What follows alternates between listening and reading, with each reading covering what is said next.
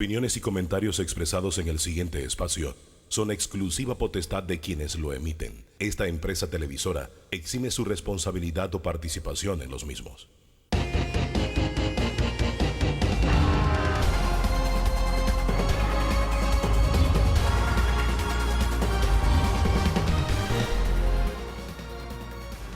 ¿Qué tal? ¿Qué tal? Muy, pero muy buen día. Bienvenido, bienvenida a Debate Abierto y esta oportunidad de compartir opiniones, análisis, información, diferentes corrientes de pensamiento. Esta es la agenda que le proponemos hoy. ¿Entramos en la cresta, en el pico de la cuarta ola o no? El doctor Arturo Rebollón estará acompañándonos para responder esta y otras interrogantes. IBM, este gobierno va a patear la pelota también, lo va a heredar este tema a la siguiente administración. Francisco Sánchez Cárdenas y Daniel Lombana estarán debatiendo este tema. ¿A dónde va el país? La actualidad del país, política y también en otras áreas, con la ex candidata presidencial Ana Matilde Gómez. La facturación o la factura de la discordia, la facturación electrónica, de eso conversaremos con el director general de ingresos, Publio de Gracia, y con el presidente del Colegio de Abogados, Juan Carlos Araúz. Y también estaremos haciendo un acercamiento del impacto que tendrá Omicron en la economía, en la generación de empleos, en el día a día de los panameños, con René Quevedo, que es analista. Es la agenda de esta mañana, don Danilo Toro, buen día. Buenos días, don Hugo. Aquí, yo estoy aterrado. ¿Así? ¿Por qué?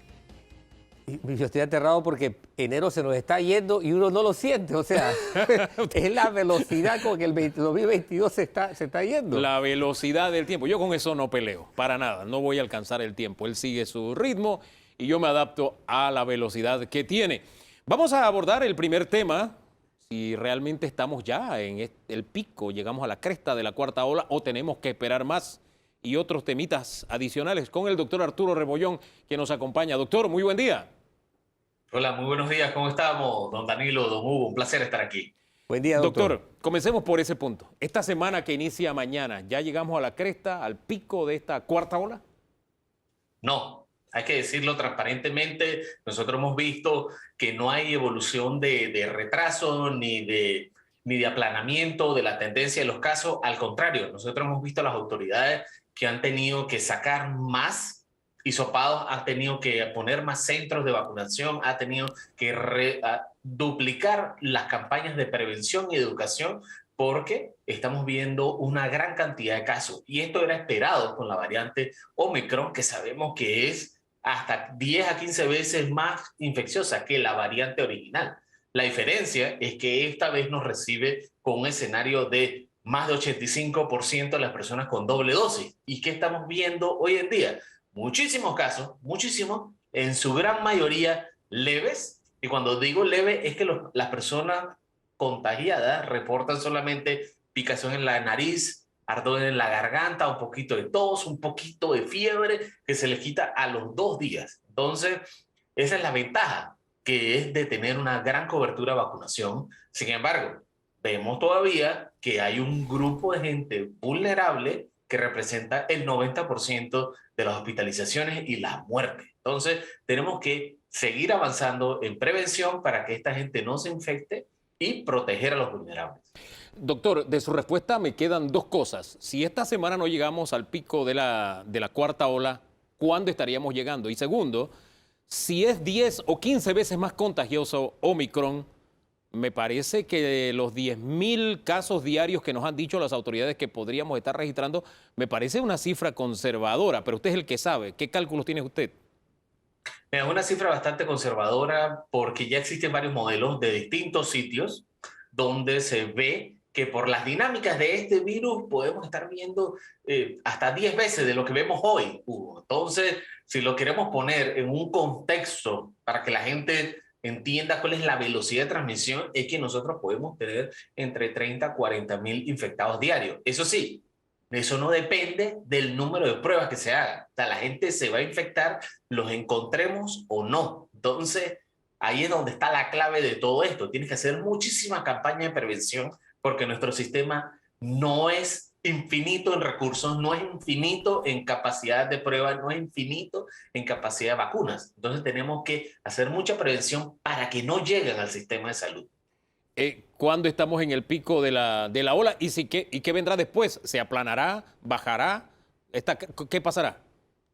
Las tendencias muestran que en otros países han tenido una aceleración muy rápida y cae muy rápido. Sin embargo, ¿cuánto es muy rápido? Sube en 6 semanas y baja en 4 a 6 semanas. O sea que nosotros, tomando esas proyecciones, podemos ver que la primera semana de febrero estaremos viendo el pico máximo y caerá a mediados de febrero. Si llegamos a tener 30 o 40 mil casos diarios como vaticina usted, ¿qué se pondría en riesgo? ¿La capacidad hospitalaria, la capacidad de hacer más pruebas, de analizar esas pruebas? ¿Qué se pondría en riesgo si llegamos a esa cifra, doctor?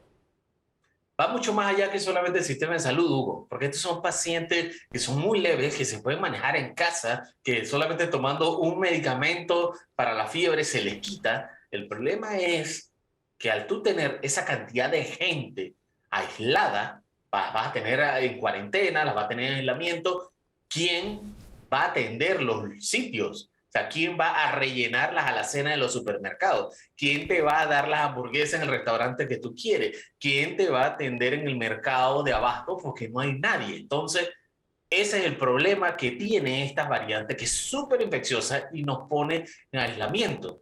Y por eso, otros países que han dicho, han sido súper agresivos. Ellos vienen y dicen, si tú estás vacunado, vamos a reducir el tiempo de aislamiento a 0. Te pones tu máxima protección con una mejor mascarilla, estamos hablando de KN95 hacia arriba, y sigues trabajando, como si fuera un resfriado. Pero eso solo ocurre en vacunados. Los no vacunados no aplican para eso. No aplican para eso, solo los vacunados podrían regresar. Eso es una decisión bien controversial, bien agresiva, en la que yo me identifico totalmente de acuerdo. Don Danilo Toro. Doctor, quiero hacerle un par de preguntas porque quisiera entender lo que está ocurriendo y quisiera que ese entendimiento produjera de la corrección que usted me puede hacer por la revisión que hice de los datos. Si uno compara los datos de los primeros 12 días de enero con los datos de los últimos 12 días de diciembre, hay ciertas observaciones que me llamaron la atención. Una, hay un cambio de ritmo en diciembre, cuando todavía en diciembre no estaba identificado acá la llegada, no estaba certificada por el Gorgas la llegada de Omicron. Y más o menos un par de semanas después del 8 de diciembre cambia el ritmo de contagio, hay cierto cambio, hay una tendencia sostenida al aumento. Lógicamente, yo pensé, pudo haberse dado un contagio masivo para el 8 de diciembre con la variable Delta. Es más, hasta la fecha no tenemos claro que la predominante sea la variable Omicron, a menos que usted me corrija, doctor. Entonces, lo primero que quería plantearle es eso. Este último ascenso, que ha sido considerable de manera sostenida en todas las variables, en casos nuevos, en hospitalizados en sala, en UCI y en fallecidos. ¿No se deberá todavía en buena medida al comportamiento que tuvo la población con respecto a fechas como esa bajo el régimen de la variable Delta? Esa es la primera pregunta.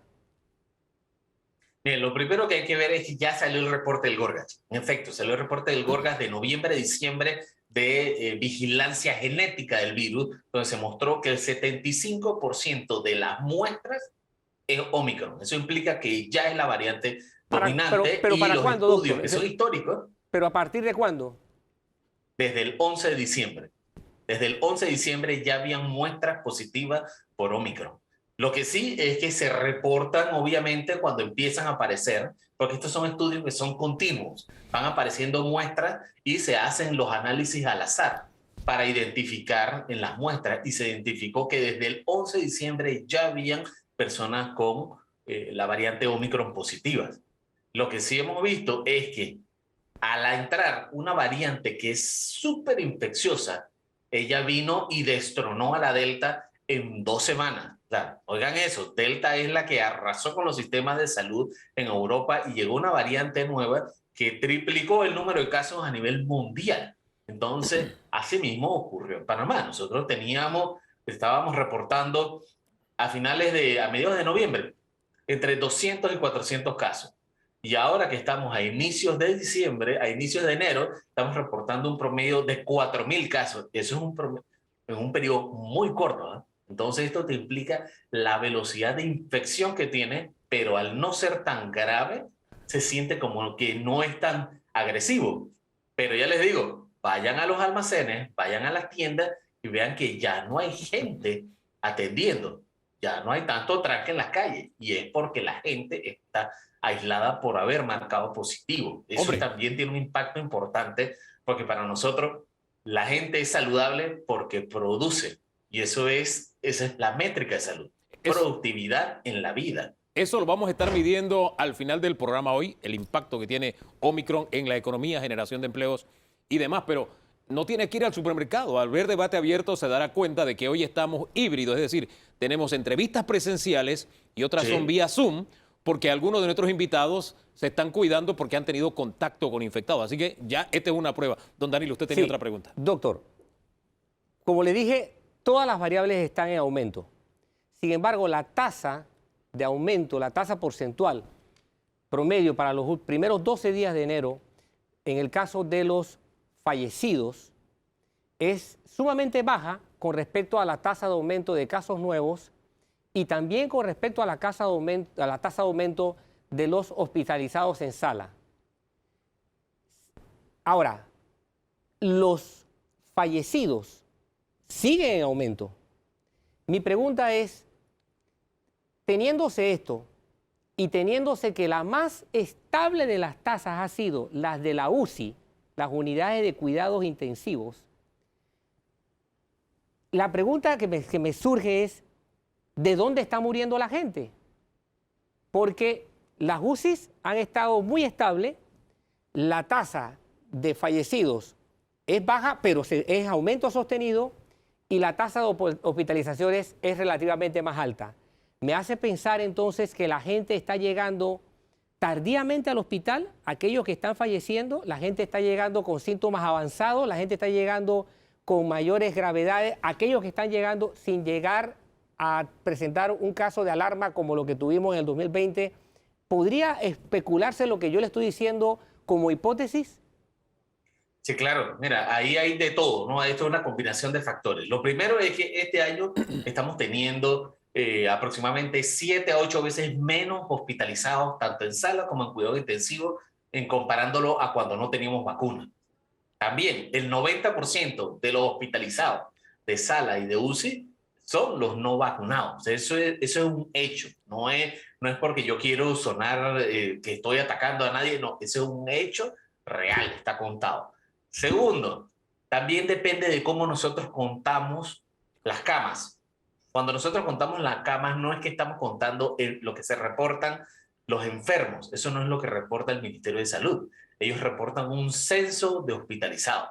Censo de hospitalizados es cuántas personas hay en un momento del día específico y que está ocupando una cama. Entonces ellos llegan y dicen, a las 2 de la tarde cuentan cuántas hay, y a las 2 de la tarde cuentan y dicen, tenemos 40 en UCI.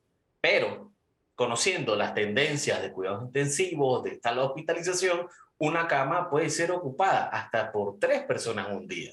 Entra uno en la mañana, fallece por estar muy grave, después entra otro, fallece, puede fallecer, y en la noche aparece otra persona y ese es el que cuentan. Y una cama, que se contó como una, fue ocupada por 3 personas. Entonces, eso también hay que verlo, que las dinámicas de cómo se cuentan es importante. Por eso es que no todas las cuentas son comparables y se ha dicho que no es tan bueno comparar países con países, porque cada uno tiene una métrica que le funciona y la que no funciona a nosotros es el censo de camas para saber cuántas camas están ocupadas. De ese porcentaje de fallecidos, ¿cuántos estaban vacunados? ¿Maneja usted esa cifra? Sí, las mismas autoridades lo han dicho. Están aproximadamente en el 85-87% son no vacunados. Ajá. Y el otro 10 a 15% son vacunados, pero que tenían múltiples enfermedades. Y y fíjense que no es comparable esto. O sea, estamos hablando de alguien que está sano, saludable, no tiene ninguna enfermedad y ¡pum! Se murió porque le dio una enfermedad respiratoria, a otro que ya tenía una enfermedad, usualmente más de 3 enfermedades, que es enfermedades cardiovasculares, metabólicas, alteraciones de las arterias, que ya de por sí te ponen en un altísimo riesgo de muerte cardiovascular. Y solamente esos son los que están falleciendo, a pesar de la vacuna. Entonces, no es justo comparar a personas saludables que están productivos y que fallecen a personas que ya tienen 4 o 5 enfermedades y son adultos mayores que tienen múltiples factores de muerte. Usted habló de algunas acciones agresivas que desarrollan algunos países. Cito el caso de Europa y de Europa, esencialmente España. Ya tienen en el horizonte, después de la 6ª ola, por ejemplo, que está atravesando España, tratar el tema COVID como un flu, como un resfriado común y más que estar ofreciendo cifras diarias como estamos acostumbrados, centrarse en la atención primaria y en la apertura de información a toda la población, pero no detener el sistema productivo, sino mantener una secuencia de la gente trabajando como se mantiene, por ejemplo, con un resfriado común. ¿Usted ve viable eso en el horizonte? ¿Sería aplicable a Panamá? Sí. Es más, las pandemias históricamente se acaban por 2 cosas. Por decisiones políticas, donde los gobiernos dicen, se acabó y ya. Y la otra es por una decisión social basada en la realidad de tu país. Esa es una decisión basada en la realidad de España, donde ellos dicen, donde ellos muestran que el 90% de sus aislados no presentan síntomas. Estamos hablando de gente que está vacunada, alta cobertura de vacunación, y están aislados porque es la norma, pero ellos no tienen ningún síntoma. Igualito está pasando en Panamá. Nosotros tenemos 30.000 casos activos, donde 200.000 están siendo aislados y la gran mayoría no tienen ningún síntoma. Fiebre, dolor de cabeza, malestar en la nariz, tos, dolor de garganta, que esas son cosas que si tú le pones a alguien una buena mascarilla, lo puedes reintegrar al trabajo como si fuera otro resfriado. Ahí Eso habría... sí, tienes que seguir protegiendo a la gente en el trabajo, ¿no? Claro. Buena ventilación, buenos filtros, mascarilla. Y una alta dosis de responsabilidad ciudadana individual. Don Danilo. Exacto. Ahora, frente a eso también había que cotejar algo, doctor.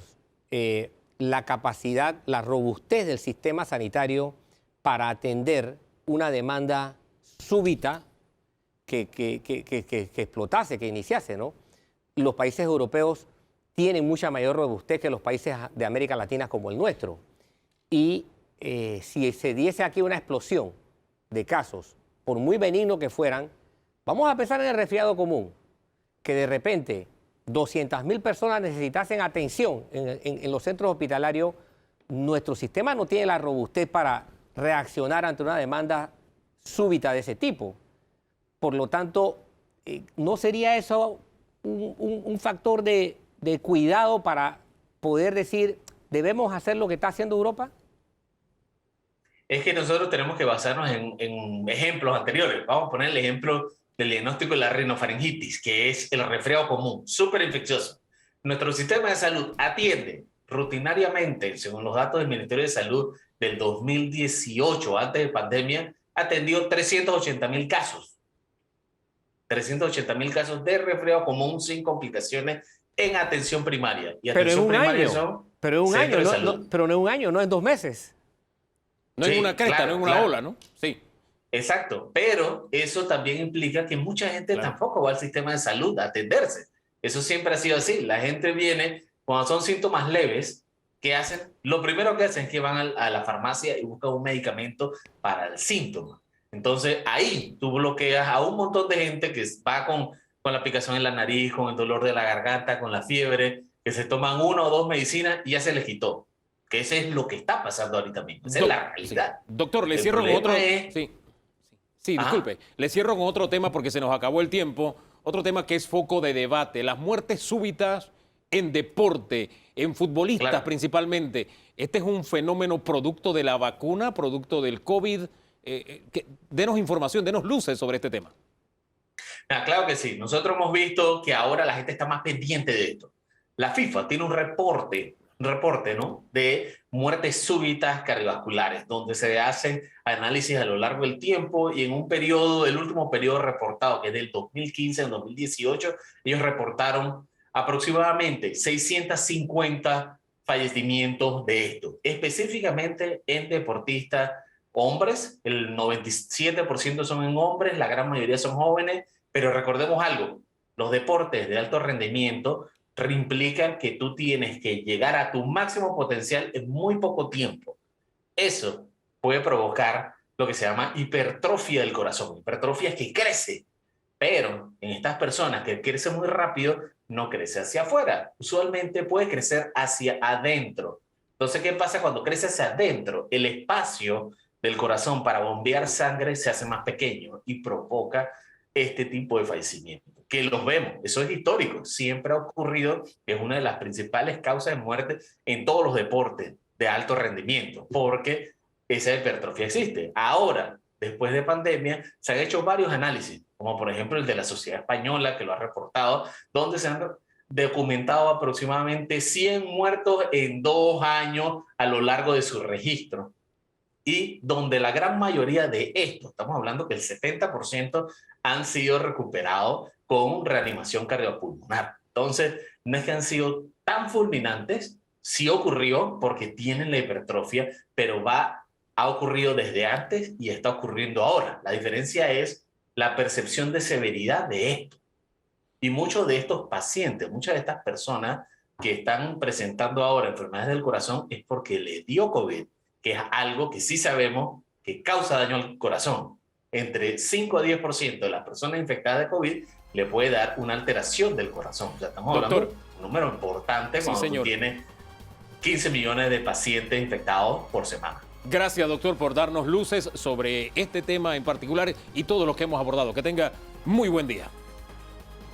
El doctor Arturo Rebollón, epidemiólogo. Tras conversar con él, vamos a una pausa y en segundos regresamos para hablar sobre Caja de Seguro Social, el IVM. Se deja para la siguiente administración. Fue un tema que nació aquí en Debate Abierto y ni comenzando el año surgió este tema aquí. Le vamos a dar seguimiento. ¿Debe quedar para el siguiente gobierno, patear la pelota al siguiente gobierno o se debe atender ya? En segundos, aquí en Debate Abierto.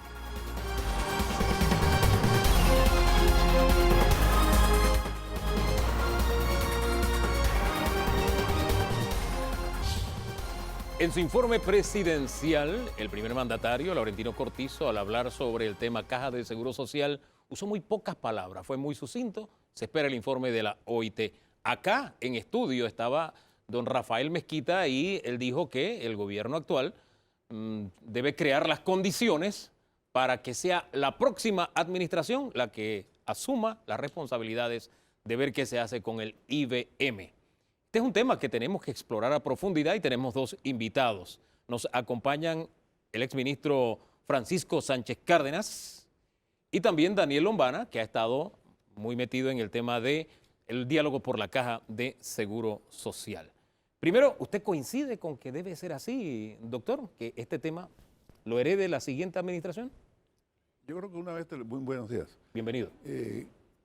Una vez te lo dije en un noticiero, sí, ¿verdad? Cierto, sí. Que yo no estaba de acuerdo totalmente con esa postura, pero que yo pienso que el país está atravesando por una situación económica muy seria y este tema del seguro social en todos los países y aquí en Panamá va a traer una tensión muy grande en el ambiente y en un país que está saliendo de una economía totalmente desacelerada, con un desempleo que algunos calculan en 11%, otros lo calculan hasta en 32%, en un país donde en esta crisis de pandemia las personas que ganan 400 balboas según la CEPAL han reportado en un 50% que han recibido menos cantidad y calidad de comida, y los que ganan aún menos según la CEPAL, el 80% declara que han recibido menos comida y menos calidad de comida.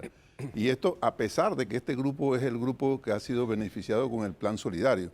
O sea, esto es un país donde el desempleo, la inseguridad, ahora mismo no recomienda que nosotros metamos otros ingredientes, pero eso no significa que se puedan tomar las medidas tanto para salvar el problema, el IBM actualmente, como para dar un tiempo perentorio y aplicar esas medidas posteriormente, una vez la economía del país esté totalmente recuperada o parcialmente recuperada. Esa es mi posición. Las condiciones actuales no están para meternos en ese tema. Sí para tomar las medidas, pero para un futuro. ¿Usted qué dice?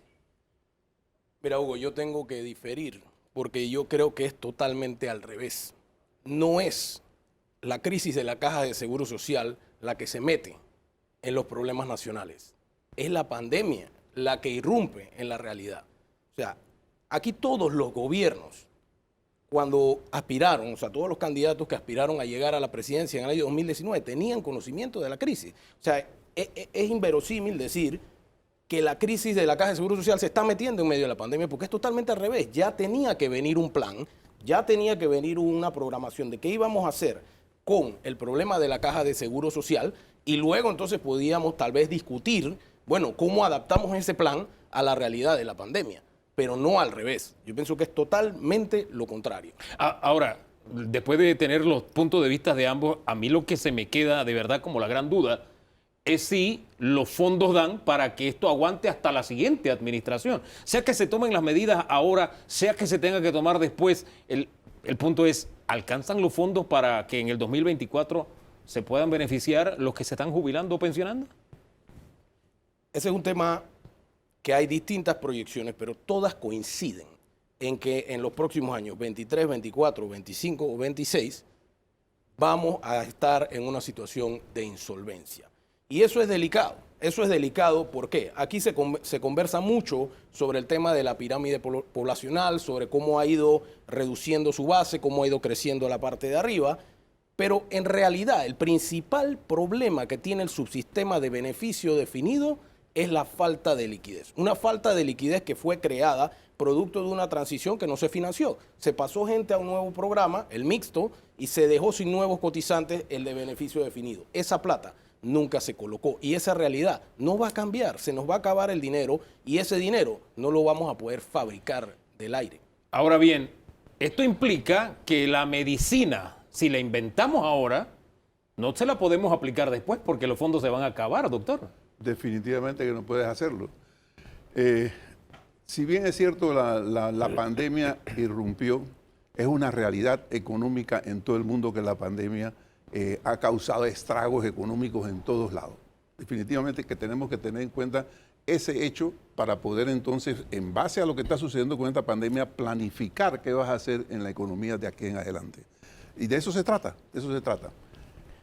O sea, trato de entenderlo bien. Primero, que se arregle la economía para después poner en práctica las medidas. Sí, y mientras lo que tú dices, que se va a acabar el dinero, es cierto, pero tú tienes que tomar otras medidas para que eso no pase. Por ejemplo, ¿qué medidas? Por ejemplo, mira, ese programa, hay un estudio muy bueno de la Universidad Nacional, no sé si lo conoces, ¿verdad? Que hicieron una comisión de científicos y economistas ahí, donde ellos presentan una serie de medidas y que yo las complemento con otras. El programa de individual del Seguro Social, para mí estamos creando un problema a futuro, ¿verdad? Si esas pensiones de ahora no alcanzan para nada y los futuros asegurados pensionados van a recibir hasta un 20% menos de lo que se recibe hoy día, entonces ¿por qué vamos a seguir con ese programa? Estamos castigando a unas generaciones futuras a vivir de pensiones de hambre. Entonces, pero ese programa ya tiene una enorme cantidad de recursos dentro que bien podrían, y se ha calculado, según la misma Junta Actuarial, se ha calculado que esos fondos que tiene el seguro individual alcanzan para nivelar el IBM, al cual se debe volver nuevamente hasta el año 2036 y crea reservas hasta el 2047. ¿A usted le parece viable esa salida? Mira, Hugo, además de eso, Hugo, para ir una por una, ¿no? ¿Le parece viable esa? yo realmente he revisado los informes de la Junta Técnica Actuarial y la Junta Técnica Actuarial, en su último informe de febrero, lo que manifiesta es que unir los fondos cuadruplicaría el déficit. Y eso la vez pasada lo discutimos aquí, porque aumentaría también la relación a 4 jubilados por un cotizante. Nos saldría más caro el remedio que la enfermedad, pero usted dice que hay medidas complementarias a esas. ¿Cuáles serían? Además de eso, tú tienes que entonces que vas recuperando la economía, vas subsanando el hecho de que no hay una gran cantidad de evasión de cuotas del Seguro Social, vas subsanando el hecho de que hay una gran cantidad de informales que no están incluidos dentro del Seguro Social, vas complementando que, por ejemplo, tú puedes coger el 20% de lo que produce la ACP, que son casi 300, 400 millones, y tú se lo vas metiendo en un fondo que podríamos llamar un fondo de pensión del Seguro Social, tal como lo hacen otros países, en Holanda, por ejemplo, y en Noruega, que tienen fondos provenientes de sus recursos naturales, los puertos del país, las compañías privatizadas, todas esas cosas tú puedes coger diferentes. Sería un cóctel de medidas, entonces tú tienes unos consulados que producen es para pagarle, para retribuir a quienes contribuyeron en las campañas. Tú lo puedes arreglar. Me gusta, mire. Tú puedes arreglar las notarías. ¿Qué son las notarías? Es un premio. Las notarías tienen que producir para el Fondo del Seguro Social. Y así puedes agarrar una enorme cantidad de recursos y puedes ir creando ese fondo y que vas alimentando ese fondo. Vas mejorando la economía, vas aumentando la cantidad de cotizantes y coges la estabilidad. Pero no volvamos a repetir el mismo parámetro de que vamos a aumentar la edad, vamos a aumentar la densidad de cuotas, vamos a aumentar, disminuir los beneficios, porque ya eso lo hemos practicado, ya eso lo hemos hecho. Con todo este cóctel no es necesario medida paramétrica, más entonces. Nunca sería necesario. ¿Usted qué piensa? Mira, yo lo primero que pienso es que no podemos aumentar la cantidad de cotizantes porque como está diseñado el programa en este momento no entra más nadie en el subsistema de beneficios de fin. Por eso digo, hay que eliminar Lo otro que creo es que hay que mostrar la película completa. Si bien es cierto los sistemas europeos tienen fondos fuertes, también no hay que escapar a la realidad de que esos sistemas tienen edades de jubilación sustancialmente mayores que Panamá. De hecho, Holanda, que es el sistema clasificado como el mejor sistema del mundo, ahorita mismo está en un ascenso progresivo hasta 67 años de la edad de jubilación. Yo soy de la creencia de que nosotros debemos hacer la reforma de nuestro sistema afectando en la menor medida los derechos de los asegurados y de los jubilados. Pero al final lo que la caja necesita es plata. Claro. Si tomamos todas estas medidas y nos inventamos algunas más, no le estaríamos inyectando la posibilidad a la población de no aumentarle la edad de jubilación ni la densidad de cuotas. Yo creo que ahí es muy importante traer a colación algo, Hugo, y es que estas medidas que estamos conversando ahorita, obtener fondos de canal, obtener fondos de las concesiones, obtener fondos de otros sitios presupuestarios que hay en el gobierno, fueron planteadas en la mesa. Y si nosotros vamos a ver que la solución está aquí, entonces nosotros tal vez tendríamos que cambiar la calificación que le hemos puesto a la mesa del diálogo y cambiarla de ineficiente a muy exitosa. Porque esto ya se discutió en la mesa. ¿Por qué no se llegó a una conclusión certera con esto? Porque el Ministerio de Economía y Finanzas nunca colaboró con la mesa. Oiga, para esto se necesita voluntad política, decisión. De eso quiero hablar en segundo. Don Danilo. Pero hay algo que hay que poner sobre la mesa, ¿no? A ver. Si se comenzara a hacer una vaca estatal, para que todo el mundo ponga algo para resolver el problema de las cuentas de la Caja de Seguro Social para sus pensiones y jubilaciones, la pregunta es entonces, ¿qué va a pasar con la creciente demanda de escuelas, maestros, seguridad ciudadana, obras públicas, infraestructura del Estado, que en Panamá lleva un déficit monstruoso? Esa es la primera. ¿Quién paga la fiesta de vivir todos los días en este Estado?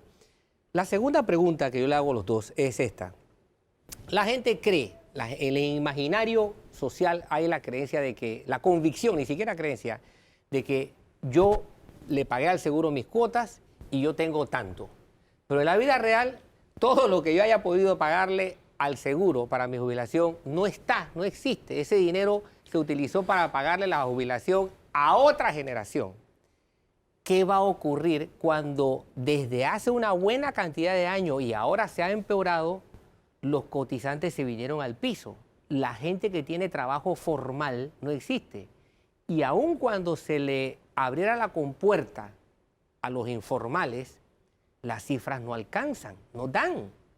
Es decir, cuando uno compara lo que se necesita con lo que se puede recoger, las proporciones son abismales todavía. ¿Cuál es la salida? Por eso es lo siguiente. A través de cuotas y a través de los réditos de las inversiones no vas a tener un sistema nunca equilibrado, nunca lo vas a tener. Y esto lo han vivido en Europa. En Europa lo que estamos viviendo nosotros lo han vivido muchos años atrás.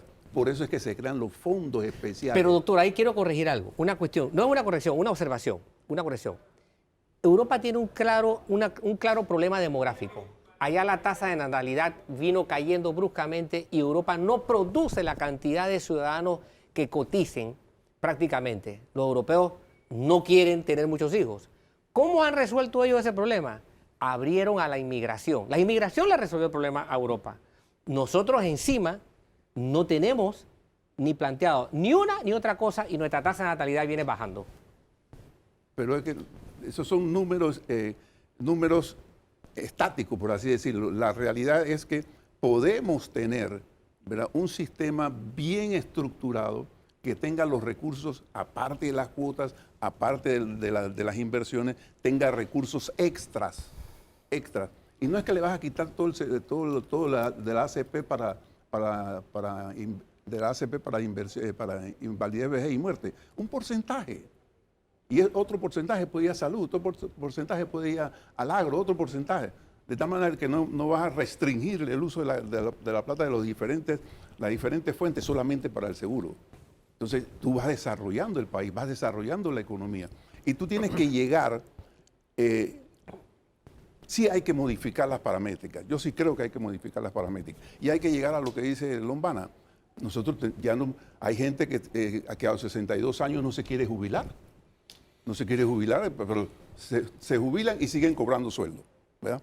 Entonces, sí tenemos que aumentar la edad de jubilación, pero cuando las pensiones, a través de este fondo de pensiones, mejoren de tal manera que la gente vea la jubilación como una situación de felicidad. Y ahora mismo la jubilación, todo el mundo la ve como un peligro para su vida. Oiga, de verdad que de la vaca, para utilizar el término que trajo a la mesa don Danilo, la vaca, tomando la iniciativa de la que hablaba usted, de diferentes fuentes, traer recursos. Yo no sé, pero el tema de los consulados y las notarías me sonó a música. Porque en esos dos puestos hay gente que pasa a mejor vida en esta vida porque es un premio político y el país no se beneficia de eso. Sea que se busque o no nuevas fuentes, esto es algo que hay que corregir. Y qué buena manera de corregirlo destinando este dinero a la caja. ¿A usted no le parece? Mira, Hugo, a mí me parece que todos los dineros que haya dentro del Estado, que sean injustificados, que sean para premios políticos y sean para toda esa naturaleza, deben ser reconsiderados. Es decir, más allá de consulados y notarías, ¿qué más pondría usted sobre la mesa? En ese sentido, a mí me gustaría referirme a algunas cifras debido a la pregunta que hizo Danilo, que me pareció muy interesante. Y según el MEF, nosotros tenemos que los gastos de planilla en 2020 han crecido 3 veces más de lo que eran en el 2019, pero los ingresos solamente crecieron 1.5 veces. Entonces usted dice que reducir la planilla. Mira, definitivamente hay que estudiar cómo se está gastando el dinero, cómo se están haciendo esos nombramientos, porque si hay algo cierto, es que de aquí al año 2024, recordemos que tenemos la Ley de Responsabilidad Social Fiscal, que es la que permite un techo de endeudamiento y con eso se tiene que manejar el Estado para adquirir su deuda. Esa ley se subió a 10.5% por el tema de la crisis para que el MES pudiera implementar la política anticíclica. Pero de aquí al 2024, esos topes van bajando y en el 2024 va a ser un 2%. Eso significa que solamente empezar a hablar de que vamos a meter la mano aquí, vamos a meter la mano acá, como dijo Danilo, ¿quién paga la fiesta? Y eso no se puede hacer a lo loco porque vamos a afectar el presupuesto. Aquí no sobra plata. De donde nosotros saquemos dinero, le vamos a estar quitando dinero a otro rubro que está asignado en el presupuesto. Yo tengo la sensación de que hemos vivido, o por lo menos el mundo político gobernante ha vivido en una permanente negación. Primero, no, es que tenemos que nombrar actuarios, la ley los obliga, tenían que hacer esto. Ninguno quiso hacer absolutamente nada. Y a la postre ahora vamos a esperar el informe de la OIT. Pero es que la magnitud del problema no va a cambiar, se ha ido acumulando. Esa fiesta de la que usted habla sabemos que no es una fiesta, es una patronal, aunque lo pongamos en positivo, es algo grande. ¿Podemos seguir esperando? Es la pregunta para cerrar. Yo creo que no podemos seguir. O seguir en negación. Mira, Hugo, yo creo algo muy simple. si esto fuera una empresa privada y esta fuera la plata del bolsillo de alguien con la que tiene que pagar su casa, sus gastos, su comida y sus cosas, esto no estuviera pasando. Esto ya se hubiera resuelto. Entonces aquí lo que se requiere es poner a alguien al frente que entienda que el problema hay que resolverlo o resolverlo. Bien, para resolverlo o hay que resolverlo se necesita algo que el señor Mezquita puso sobre la mesa, capital político. Y él dice que el gobierno actual no tiene el capital político para enfrentar estos cambios. Por eso es mejor crear las condiciones y que el próximo haga lo que tiene que hacer. Usted que es político de vieja data. Yo creo que esto no es cuestión de capital político. Esta es una situación grave, muy seria, con repercusiones nacionales e internacionales que necesita una solución, la necesita. Y lo que se necesita es voluntad política para visualizar el problema, buscar las soluciones que existen. Este no es un problema de inventar la bomba atómica, esto es un problema de números y de voluntad política para consensar los números y buscar la solución. De tal manera que voluntad política, busquemos los fondos, no nos empantanemos en que si la OIT no nos va a decir nada nuevo. La OIT nos va a decir que tenemos que mejorar las paramétricas, tenemos que mejorar la organización de la Caja del Seguro Social, el funcionamiento de la Caja del Seguro Social. Y eso lo sabemos todos.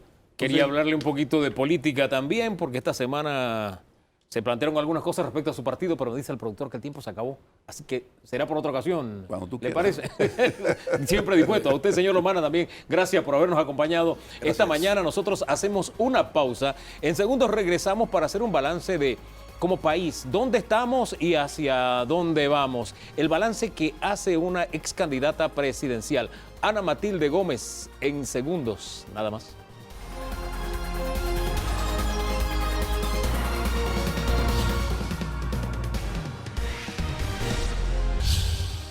Ana Matilde Gómez es ex candidata presidencial, nos acompaña esta mañana en Debate Abierto. Muy buen día, bienvenida. Gracias, muy buenos días a ambos también y a todos los televidentes. Uno de los temas que ha asignado esta semana es el tema de los gastos de representación que se han sumado a algunos alcaldes y representantes de corregimiento. Algunos están ganando mucho más que el propio presidente de la República. ¿Qué criterio tiene usted sobre este tema? Gracias, que esto es inaceptable y es por eso que resultó demasiado incómodo la presentación del informe del señor Contralor de la República, porque si bien aquí no está en cuestionamiento público si es legal o no es legal, es decir, uno no esperaría que el Contralor vaya a hablar de la legalidad del acto, sino de la pertinencia y la conveniencia y la imprudencia del acto en medio de lo que estamos viviendo. Una crisis sanitaria que nadie puede esconder, pero además también un relajamiento en el manejo de los fondos públicos. Y uno esperaría que hubiera un control desde el punto de vista de la facultad constitucional que tiene la Contraloría General de la República para la contabilidad de los municipios y decirles, señores, este no es el momento. Si bien ustedes tienen facultades legales, esto no se justifica, porque ustedes tienen también la compra de vehículos, tienen choferes, tienen etcétera. ¿Y dónde se mueven? Se mueven en su misma circunscripción. Entonces, ¿cuál es la necesidad? Yo creo que eso de verdad que lastima, lesiona mucho la confianza ciudadana que tiene que haber para una gestión pública que está todavía en medio de su gobierno. Ahora, si tenemos un contralor o una contraloría, para no personalizarlo, si tenemos una contraloría que no está jugando su papel, entonces, como diría el filósofo Chespirito, ¿y ahora quién podrá defendernos? Esto será un efecto dominó, es lo que la lógica me dice. Otras alcaldías, otros representantes seguirán en la misma dirección, ¿no le parece? Sí, no, y sobre todo cuando usted analiza que hay unos municipios en Panamá que son subsidiados. Entonces uno preguntaría, bueno, ¿por qué no empezaron por los subsidiados o por qué no buscan la manera de solventar o resolver la subsidiariedad de la dependencia económica que tienen esos municipios, porque hay otros que recaudan suficiente y no se justifica. Y uno lo que busca es que haya corrección en el manejo de la cosa pública. Por eso es que resulta un componente más, un agregado más a la descomposición institucional del país. Uno dice, pero bueno, ¿con qué visión están tratando de dejar un legado en la corrección de las finanzas? Don Danilo Toro. Bueno, en el fondo, licenciada, no se tratará de que tenemos desdibujado lo que es el concepto de descentralización, porque al final ni siquiera los gobiernos locales que usted plantea como que recaudan lo suficiente son autónomos, porque han terminado recibiendo una importante cantidad de dinero del gobierno central, es decir, de los impuestos de los ciudadanos a escala nacional, y lo están consumiendo a la par de los municipios más pobres. Y estos municipios pobres, ojo, son pobres de la perspectiva de los contribuyentes, no de la perspectiva de quienes los gobiernan, porque ya no hay mal pagado ningún alcalde. Le pregunto su parecer sobre este punto.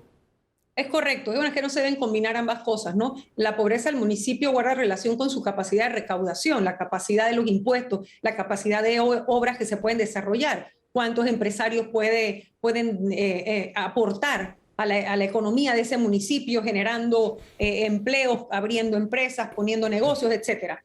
Pero el punto es que, mire, yo creo en la descentralización. La descentralización como concepto es primordial para el empoderamiento ciudadano. En la medida que la descentralización signifique que el ciudadano tenga participación para que los presupuestos sean exactamente eso, decisiones participativas en que la población decida cómo se gasta lo que entra a ese municipio, estaríamos muy bien. La descentralización debería ser, por ejemplo, por decirle algo, la solución del problema de la basura, que esto es un escándalo en este país, que no hayan podido resolver el problema de la basura, es una vergüenza.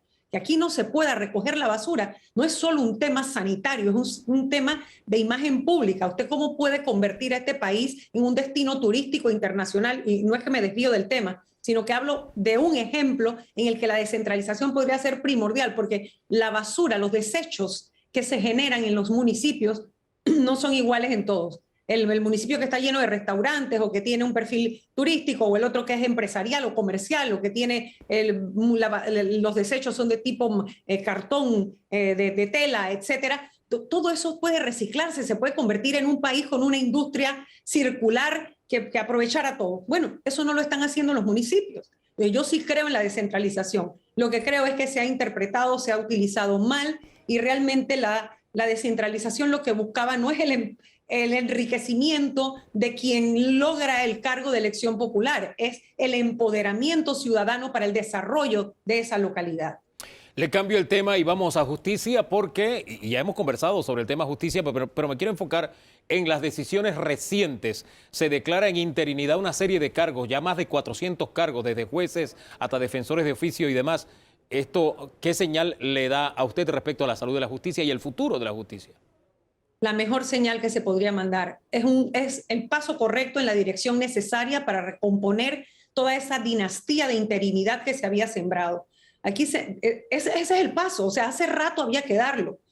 Obviamente no estaban todos los recursos, primero no estaba el fundamento de la ley, después no estaba la reglamentación, después no se habían escogido todas las personas para los cargos. Recuerde que esta es una ley completa, la ley de carrera judicial y las carreras, la carrera administrativa dentro del judicial y la carrera de defensa pública, 3 carreras dentro de una, realmente implican todo un andamiaje que es necesario para, por un lado, las auditorías, los tribunales de integridad y transparencia y la rendición de cuentas de los despachos. Así que creo que es un primer buen paso necesario y pues enhorabuena que vaya por allí. Vamos a ver cómo resulta la cosa, ¿no? Sí, vamos a ver cómo resulta, principalmente porque hay algunos jueces que están ahí de a dedo, que ya han dicho, óyeme, no me gusta esto de ir a concurso. Conmigo debe haber un tratamiento especial porque yo he estado ejerciendo el cargo. En ese tipo de casos, ¿qué recomienda usted? La ley lo contempla, La ponderación que contiene la ley le da un porcentaje por el paso del tiempo, o sea, un porcentaje a la antigüedad. Así que a eso no le tienen que tener temor, porque además estoy convencida de que la intención al empezar la aplicación real de la carrera es cumplir con lo que ella misma dispone. Y ella no dispone de salir de la gente porque sí, sino que simplemente la mejor manera de usted lograr el fin último y principal de esto es lograr la estabilidad y la independencia de los jueces. Y eso se logra con la estabilidad. Y la estabilidad y la permanencia se logra con el concurso, ya sea por oposición o por la forma del concurso que se llegue. La única manera de tener estabilidad es que usted concurse con su puesto, porque de esa manera no se lo pueden quitar de a dedo. Así que eso es lo que había que hacer. Y tampoco hay menos espacio para la presión también. Don Danilo Toro.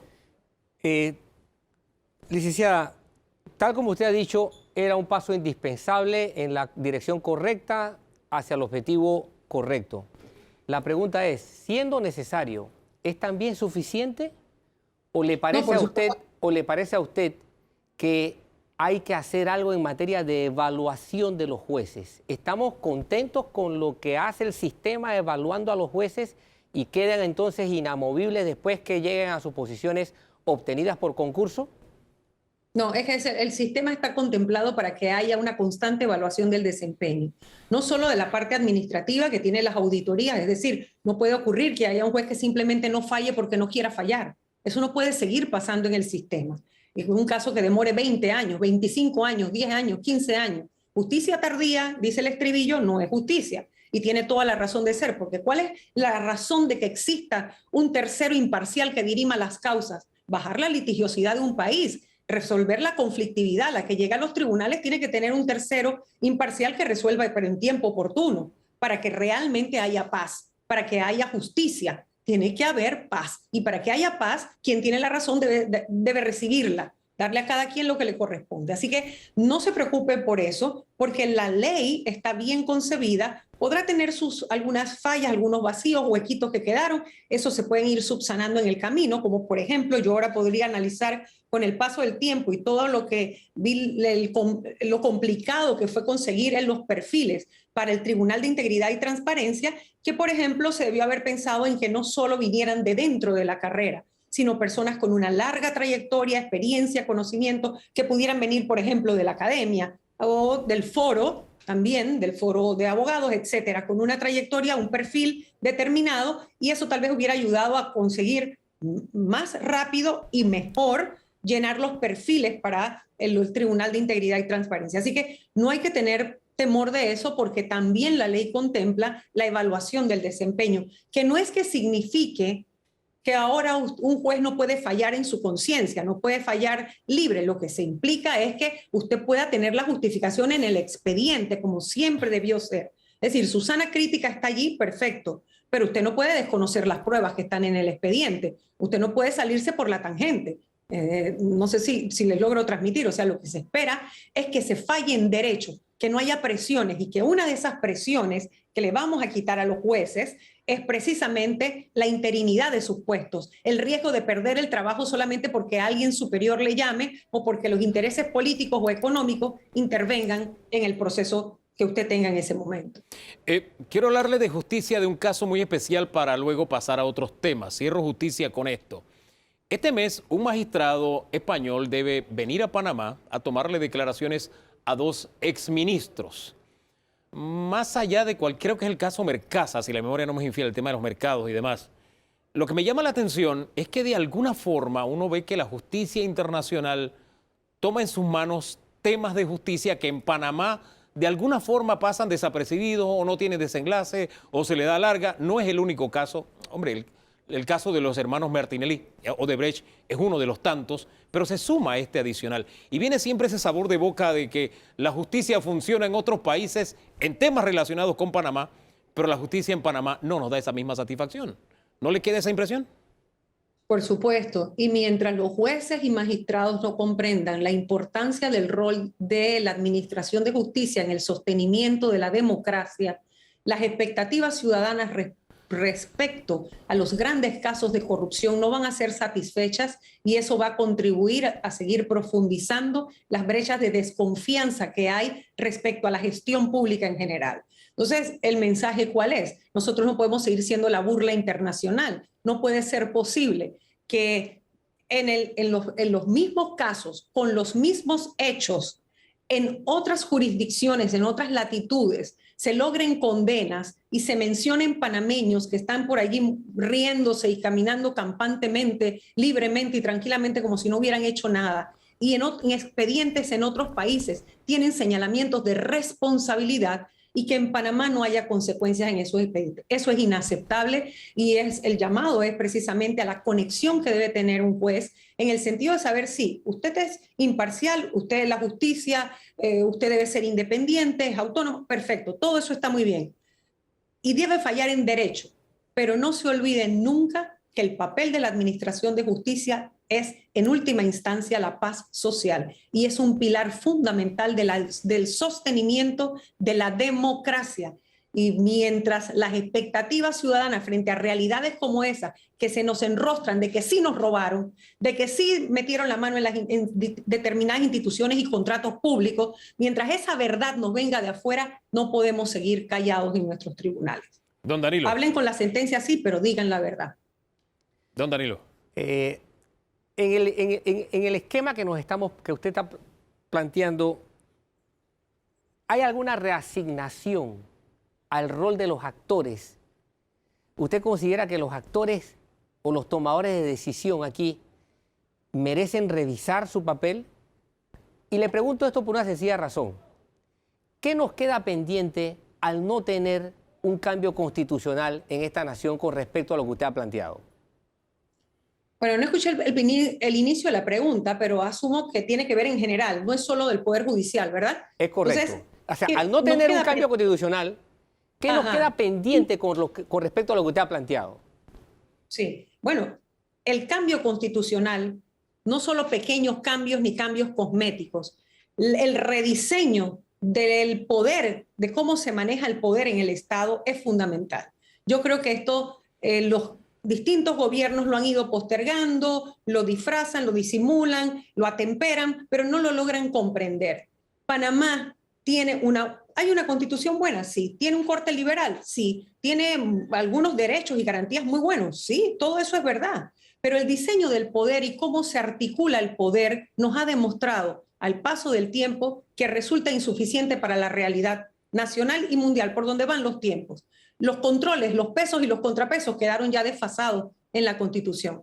Entonces, sí se requiere, y mientras tanto, deben empoderarse las figuras que tienen la capacidad o los que detentan poder de alguna manera en alguno de los órganos del Estado, y también en los que son de fiscalización o de control. Todo el que tiene la posibilidad tiene que cumplir con su deber, con su mandato constitucional, hasta que tengamos esa gran oportunidad de darnos una constituyente, en la que a partir de un referéndum los panameños nos pongamos de acuerdo cuál es el país que queremos, cuál es esa sociedad en la que nosotros nos merecemos vivir, en la que haya realmente pesos y contrapesos y todos los abusos que hemos visto a lo largo de estos 15 años, nosotros no los permitamos más. Le doy un giro al tema. Facturación electrónica, ¿a usted como profesional de derecho le preocupa? Bueno, no me preocupa el tema de que se busquen mecanismos de mejor recaudación. Este país tiene un problema serio en materia de cómo recaudar. Y hay un problema grave que a veces se quiere disfrazar de evasión fiscal y sí tenemos que ir en la vía de una reforma fiscal. Este país la necesita porque es parte de la violencia estructural que existe para generar desigualdad. Nuestro diseño fiscal tiene que revisarse. Dicho esto, creo que la ley, si han encontrado que tiene algunas fallas, porque los profesionales a quienes va a alcanzar en el ámbito de aplicación y en las personas a que alcanza, que es de hasta cierta facturación o cierto nivel de ingreso, por ejemplo, bien se pueden revisar si necesita algún tipo de ajuste. Yo, leyendo la ley, yo pensaría que se trató de dejar por fuera al pequeño profesional 200 facturas o no llegar al 1.000.000 al año. O sea, uno pensaría que no está buscando golpear, pero si aún así los profesionales a quienes tiene que alcanzar la ley sienten que eso afecta en medio de las circunstancias, bueno, hay que buscar mejorarla, pero no eliminar la ley del todo, porque sí se necesitan mejores controles de recaudación. No se puede seguir dejando huecos por donde se escape el ratón.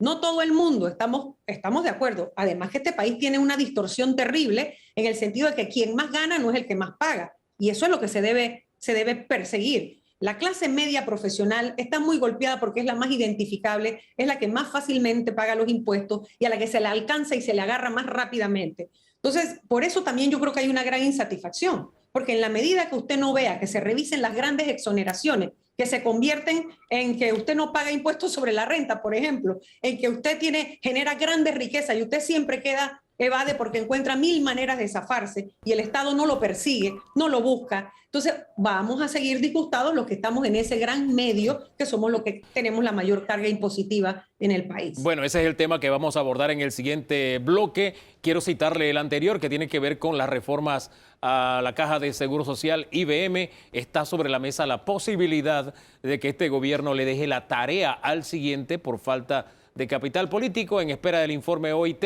y diversas razones que han sido expuestas aquí en la mesa. ¿Usted qué piensa sobre este tema? ¿Se pospone? ¿Tiene que abordarse ya? En fin. Es lamentable que se vuelva a posponer. Esto nuevamente patean la pelota para otro gobierno y yo no puedo creer que alguien diga que no hay capital político, porque ¿con qué se gobierna si no es con capital político? Si usted perdió su capital político, usted no puede gobernar. Así que yo no creo en esa razón. Entonces, mire, la Universidad de Panamá, con su consejo ese que tiene sobre los temas nacionales, la Universidad de Panamá hizo un planteamiento importante en la mesa, la discusión de la Caja del Seguro Social, que tenía como un eje central, como una columna vertebral, volver de manera integral al sistema solidario, algo en lo que yo creo. Sistema solidario es lo que debe sostener el sistema de invalidez, vejez y muerte, el programa de invalidez, vejez y muerte, y ahí hay una solución propuesta. Entonces, ¿por qué no usamos esa propuesta de todos estos pensadores, de todos estos científicos o cientistas sociales que se sentaron a pensar sobre el problema de la Caja del Seguro Social y busquemos la manera de adecuar, de entender lo que allí se nos está proponiendo? Con el paso del tiempo, yo sí le puedo decir que yo inicialmente creía que era innecesaria ninguna medida paramétrica. Bueno, yo hoy le puedo decir que con el paso del tiempo y escuchando todas las cifras que se han presentado y leyendo los distintos estudios que se han hecho y que se han presentado de distintas fuentes, uno pudiera decir, bueno, es que hay una realidad que se quiere esconder. En Panamá realmente prácticamente ninguna mujer se jubila a los 57 años y ningún hombre a los 62. Entonces, ¿por qué no empezamos por recomponer todo lo que da distorsión? Es decir, seamos realistas, porque la jubilación en Panamá lo que se ha hecho es convertirse en un aumento de salario. Entonces, tengamos una ley general de sueldos que con una indexación de los salarios, es decir, que vayan aumentando en la medida que crece el costo de la vida, hagamos eso, corrijamos que entren al sistema todos los informales de manera sencilla, porque no es fácil. Usted a veces quiere ir hasta registrar el servicio individual, o sea, que usted quiere ir a cotizar individualmente, independiente, y es una burocracia terrible. Entonces, mejoremos todo eso y una vez que vamos viendo todos esos otros elementos, pensemos en cuáles paramétricas de manera escalonada se pueden ir haciendo. Y hablemosle con la verdad a los jóvenes que vienen en ese abono individual. Ellos van a recibir una tontería en función de lo que están aportando. Así que realmente yo creo que es una lástima y eso lo que nos pone es un peso muy pesado a quienes aspiren a la presidencia en el próximo gobierno, porque ese es un problema que ahora se convierte en un tema de vida o muerte. ¿Usted aspirará? ¿Perdón? ¿Usted aspirará? No le escucho. ¿Usted aspirará? Usted dice, esto le deja un gran peso a los que aspiren a la presidencia. ¿Usted aspirará? No, bueno, yo no sé en este momento, pero a quien sea que vaya, no podemos votar por cualquiera. Eso sí es el mensaje que quiero dejar. Esto es un tema muy serio y no se puede, el elector no se puede equivocar. Gracias, Ana Matilde. Que tenga muy buen día. Ana Matilde Gómez, ex procuradora de la Nación, ex diputada, ex rectora ex decana de la Facultad de Derecho. En fin, cerrando este segmento con una diversidad de temas. Uno de esos va a ser abordado en el siguiente segmento aquí en Debate Abierto. La factura de la discordia, la facturación electrónica, por lo menos en las profesiones liberales. Tenemos el punto de vista oficial y también del Colegio Nacional de Abogados, que es el que ha levantado la bandera en este asunto. ¿Por qué se oponen? ¿Quieren evadir impuestos? ¿Qué es lo que hay de fondo? ¿Podemos cambiar la ley? ¿No la cambiamos? ¿La corregimos? En fin, todo eso está en el debate en segundos, nada más.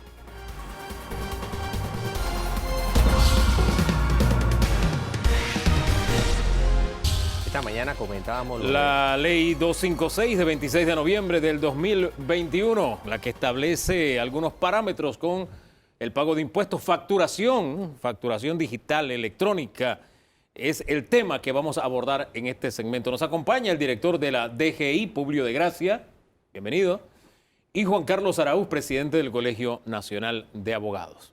Bienvenido. Gracias. Igualmente. Oposición de parte de los profesionales, los abogados han levantado la bandera, han presentado acciones legales ante la Corte Suprema de Justicia. ¿Cuál es el principal argumento para oponerse a esta medida? Yo creo que lo más oportuno es recordar lo siguiente. Nosotros ni estamos promoviendo irresponsabilidad tributaria, ni estamos apadrinando a ningún ciudadano que sea desleal con el Estado. Todo el que tiene que contribuir a que este Estado funcione tiene que hacerlo, y están las herramientas para que la Dirección General de Ingresos audite y haga alcance, y es decir, el que debe pagar. Y eso es algo que quiero dejar constancia, porque ni la abogacía, ni los sectores profesionales, ni ninguno de los artesanos, ni ninguno de los oficios está aspirando a tener un trato diferenciado, es decir, que nosotros no pagamos impuestos. Ese no es el punto.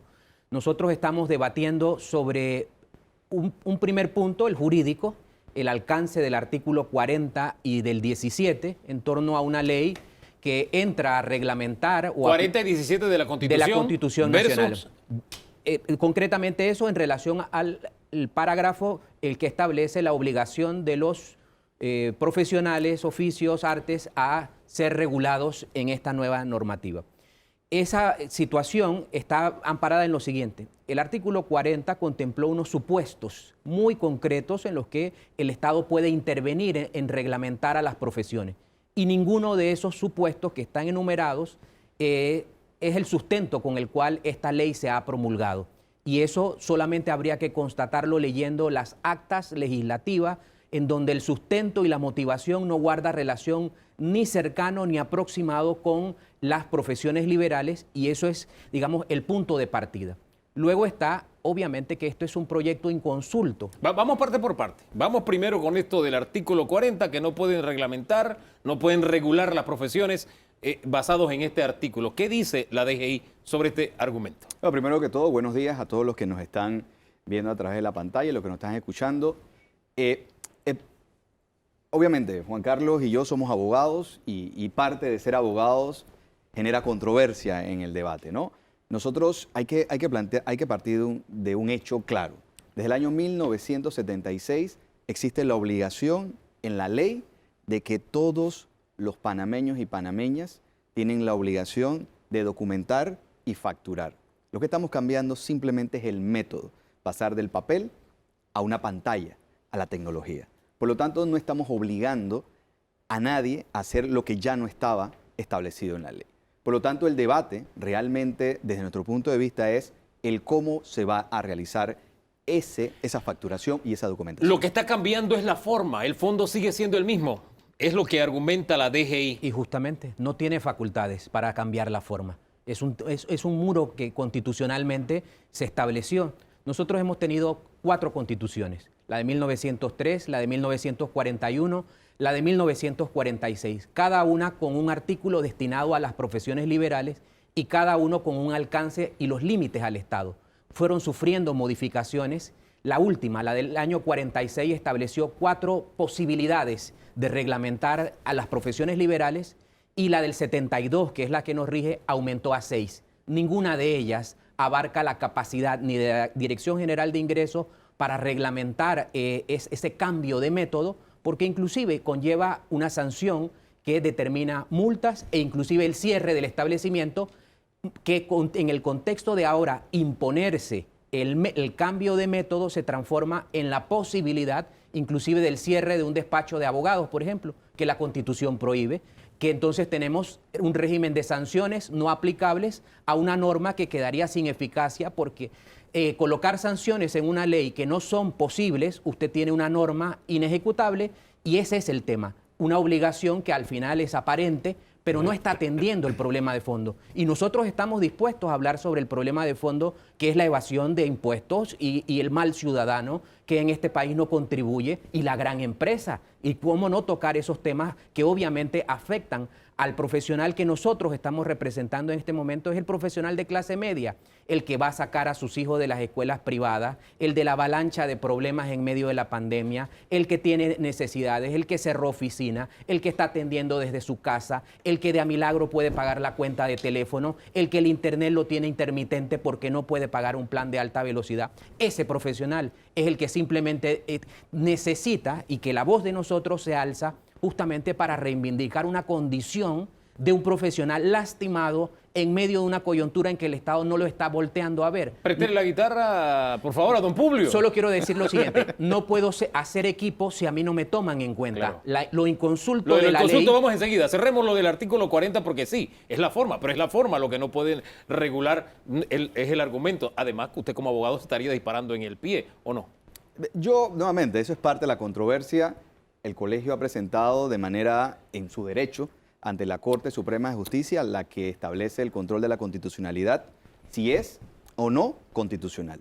Lo que sí nosotros queremos, y aquí en presencia del Colegio Nacional de Abogados, nosotros estamos recordando también que la ley establece un calendario para la entrada en vigencia de este tema. Nosotros, desde la Dirección al Ingreso, por mandato del ministro Héctor Alexander, la DGI no tiene facultades para legislar ni para establecer, firmar decretos. Nosotros seguimos un proceso, pero estamos inmersos dentro de esto. Nosotros nos comprometemos en estos momentos a esperar la decisión de la Corte Suprema de Justicia para que los profesionales también puedan tener la tranquilidad. Recordar que hay un calendario que no está establecido y estoy seguro que en el calendario vamos a establecer que más adelante los profesionales pudiesen entrar en este proceso, pero en este momento no lo están. Es decir, Hugo... La medida está en suspenso hasta que la Corte se pronuncie. No quiero hablar en suspenso, sino más bien nosotros de manera respetuosa estamos siguiendo y esperando un calendario.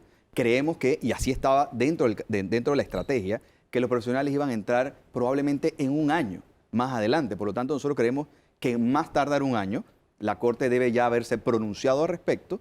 Y entonces, de acuerdo a lo que establece la Corte, con respeto a la constitucionalidad, nosotros vamos a avanzar en ese tema. Oye, y si no se ha pronunciado en un año, que nuestra Corte es experta en andar lento, en lo que quiera andar lento, a propósito. Esperamos con el nuevo liderazgo en la Corte Suprema de Justicia y la nueva conformación se pueda lograr antes de tiempo. ¿Esto les da un respiro o no? No, porque nuestra aspiración no es en torno a una reglamentación. O sea, nosotros estamos en pie de guerra en contra de la creación de una norma que afectó, o sea, la mera existencia de la norma, cómo se reporta la vida jurídica a la norma, es lo que a nosotros, digamos, causa el agravio y por eso los sectores estamos dispuestos a poner la cara y dispuestos a transmitir el motivo de la incomodidad. Esto guarda relación con un pronunciamiento de la propia Corte en 1973, un año después de la Constitución nueva. Se produjo una interpretación en donde se estableció cuáles eran los límites de ese artículo. Ya hay jurisprudencia, entonces. Y existiría un criterio. Igual hay jurisprudencia para lo otro. Pero nosotros lo que planteamos es lo siguiente.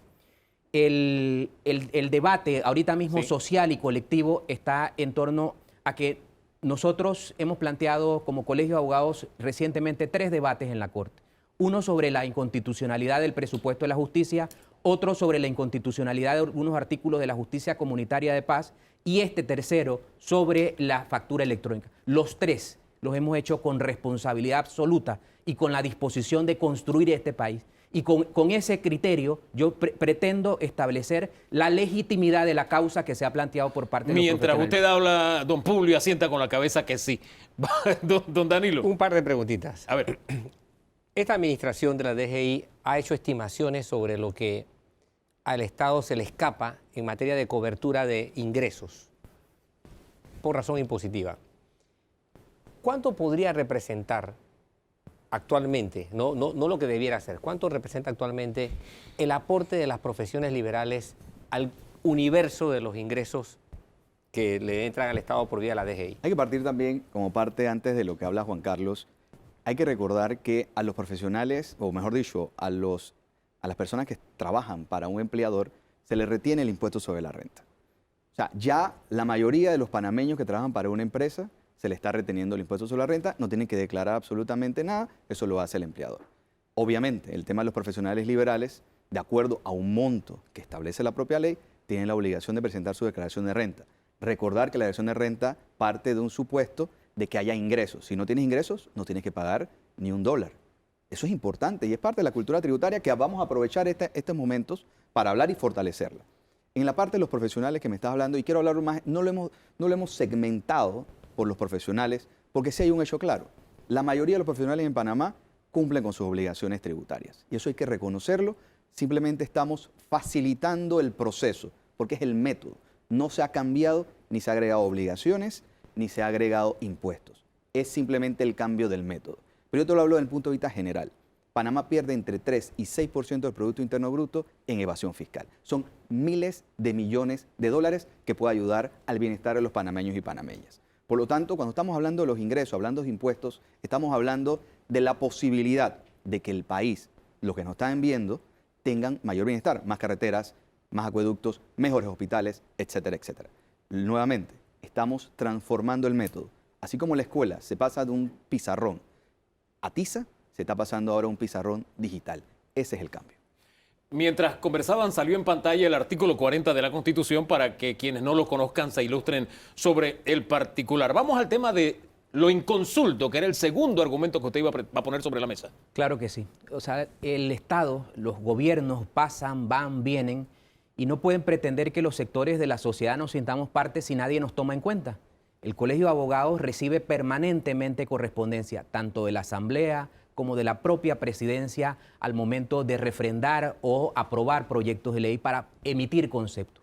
Nosotros fuimos sorprendidos, al igual que los artesanos, los que ejercen oficio y todos los sectores, al darse la promulgación de esta ley, y es un hecho importante, porque si usted pretende diseñar métodos de transformación para los profesionales y los profesionales no estaban sentados allí, yo no sé para quién iba a aplicarse una herramienta de la cual nadie estaba teniendo conocimiento, y por eso nosotros hemos reprochado a la Asamblea, y yo puntualmente he insistido, la Comisión de Economía y Finanzas tiene la responsabilidad de exhibir las actas, a quién se citó, cuándo se citó y qué se dijo. Y con ese debate usted me puede lograr a mí disuadir de que se han dado las explicaciones suficientes para que esta ley tenga alguna aplicación general. Además de inconstitucional e ilegal, inconsulto, para resumirle entonces este último argumento. Importante, desde el año 2016 inició el plan piloto de la factura electrónica que en su conjunto establecía procesos.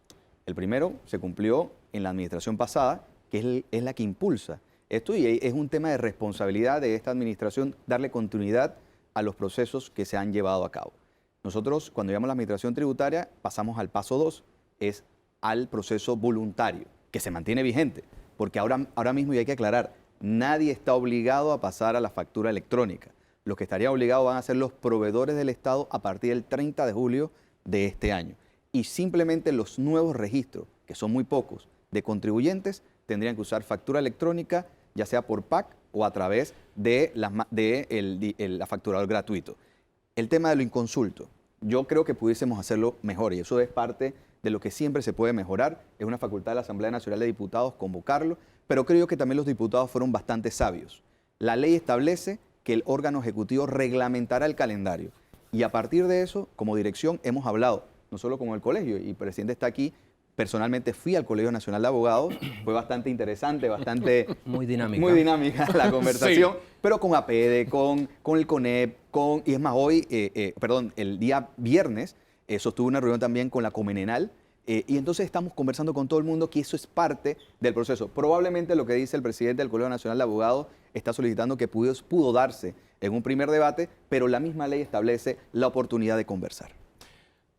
Bueno, no sé si de pronto pusimos la carreta delante de los bueyes o los bueyes delante de no sé, pero vamos, de lo que se habló ante el Colegio Nacional de Abogados hace memoria Leonel Iván Contreras Vega a través del Twitter, y dice: todos los que ejercemos las profesiones liberales, los abogados son los que más pagamos impuestos sobre la renta. Lo dijo Publio en el Colegio Nacional de Abogados. ¿Esto es así? No, no fue así. No fue así. Realmente estamos hablando del registro que están registrados. Ajá. Y cumplen con sus obligaciones. No son los que más pagamos, y me incluyo ahí porque soy abogado. Cumplimos, Cumplimos con las obligaciones, ¿no? Cumplimos. Tal vez Hay la una conclusión es porque están registrados, pero no todas las profesiones están registradas. Y aquí partimos un hecho. Es decir, A aquí ver. estamos facilitando el cumplimiento tributario. Sabemos que todo lo novedoso, lo nuevo genera preguntas. Todo. Pero aquí está lo que se registra o se escribe en la factura, es lo mismo que uno va a capturar ahora en la computadora o en el teléfono. Por lo tanto, estamos avanzando. Así como pasamos, reitero, del pizarrón de tiza, estamos pasando al pizarrón digital. Dice Adrián Quintero también en Twitter, dice: lo que pasa es que no han hecho docencia sobre las facturas electrónicas. Dice, si ni siquiera los funcionarios de la DGI conocen esa función. Bueno, no sé cómo... Eso es lo que dice Adrián. Claro, y con respeto, y podemos ser, nuevamente, siempre podemos ser mejores. Esto es nuevo también para nosotros, porque al final la factura electrónica es un elemento en esa modernización. Por ejemplo, don Danilo, que es contribuyente, ahora no va a tener que necesitar captar los datos porque va a haber declaraciones prerellenadas, porque la información ya la vamos a tener. Va a ser mucho más fácil, más ágil y menos tiempo para el contribuyente. Y capacidad también la administración tributaria, no de pensar a dónde sopla el viento para poder auditar o a realizar algún alcance, porque toda la información la va a tener la Dirección General de Ingresos. Fíjese que la respuesta de hace un rato que dimos del señor Vega era a Mant, porque Mant dijo que los profesionales, como los abogados, no quieren pagar impuestos. Entonces, de ahí venía esa respuesta que le compartimos. Pero añadió, el panameño común en los almacenes ya está usando este sistema. ¿Es así? Hay un plan piloto actualmente de casi 28, 29 empresas de todo tipo que están facturando electrónicamente. Ha sido un éxito. Y es por eso que en la siguiente etapa que hemos avanzado es para que otros panameños y panameñas puedan aprovechar la factura electrónica. Recordar, si eres profesional, probablemente tu mejor opción es el facturador gratuito, 0 costos para ti. Tenemos una más. Sí. ¿De redes o acá, productor? De redes. La última pregunta es de redes. Discúlpeme, don Danilo. Dice, a Publio que explique todos los beneficios que ellos ven en esto. ¿A cuántos países democráticos con buenas finanzas, cuántos países democráticos con buenas finanzas lo usan? Y le pregunta al Colegio Nacional de Abogados también, este es Capri, dice, ¿por qué se oponen? Bueno, ya creo que ya lo dijo. ¿Cuáles son las principales razones? Creo que ya lo dijo. ¿Qué alternativas ofrecen? Creo que esto es nuevo. Así que preguntas para los dos de parte de Capri, en Twitter. Importante, la discusión no es parroquial, no es de Panamá, es una discusión global. Nosotros estamos inmersos en una situación de un gran reto, que es recaudar impuestos. Panamá ya ha decidido no aumentar impuestos, sino ser eficiente a través de la tecnología para poder recaudar los impuestos de manera justa en beneficio de los panameños. Segundo, el tema de la factura electrónica es un beneficio para todos, porque vamos a hacerlo, todo lo hacemos en el teléfono, Hugo, todo lo hacemos ahora a través de las computadoras. Por lo tanto, estamos dejando de usar el papel. Y una discusión también muy amplia, principalmente para las nuevas generaciones, la discusión sobre el cambio climático, la reducción significativa del uso del papel, también el uso de temas tecnológicos, por ejemplo, hasta los influencers, por ejemplo, y recuerdo que una me preguntó hace poco, Sí. de que brinda servicios a otro país, ¿cómo yo le mando una factura? No iba a mandarla en papel, tiene que mandarla electrónicamente. Por lo tanto, estamos avanzando en esa nueva economía que necesita estas opciones. Reitero, Hugo, ahora mismo el que estaba facturando no tiene que cambiar nada, tiene que esperar el calendario. ¿Qué alternativas ofrecen para que todos los ingresos sean facturados? Así cerraba el tuit. Lo primero que quiero remarcar es lo siguiente, que hay sectores, por ejemplo, los artesanos, la última protesta que hubo, llegaban las artesanas gunas en metro, en taxi, y cuando se escuchan estas explicaciones del uso del teléfono o de herramientas tecnológicas, no está aterrizado a la realidad del sector que está siendo afectado.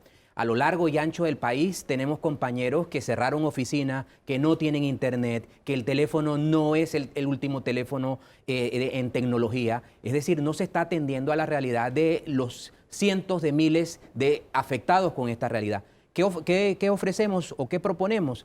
Obviamente el diálogo, pero usted no puede iniciar un diálogo con imposición. Aquí ya hay una norma creada, una norma en consulta. Deroguemos la norma, arranquemos de cero y yo estoy convencido que el sector profesional no se niega a hablar de estos temas difíciles y vuelvo, insisto, al que hay que alcanzar y que hay que ponerlo a pagar impuestos, que pague impuestos. No es apadrinar que este Estado se quede estancado. ¿Derogar la ley y comenzar de cero es posible?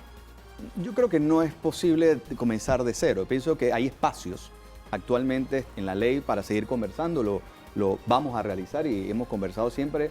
Juan Carlos y yo tenemos una muy buena amistad de hace muchos años en las aulas de clase y Juan Carlos ha sido un líder bastante abierto. Sabemos que los colegas abogados tienen sus preocupaciones, yo personalmente los entiendo.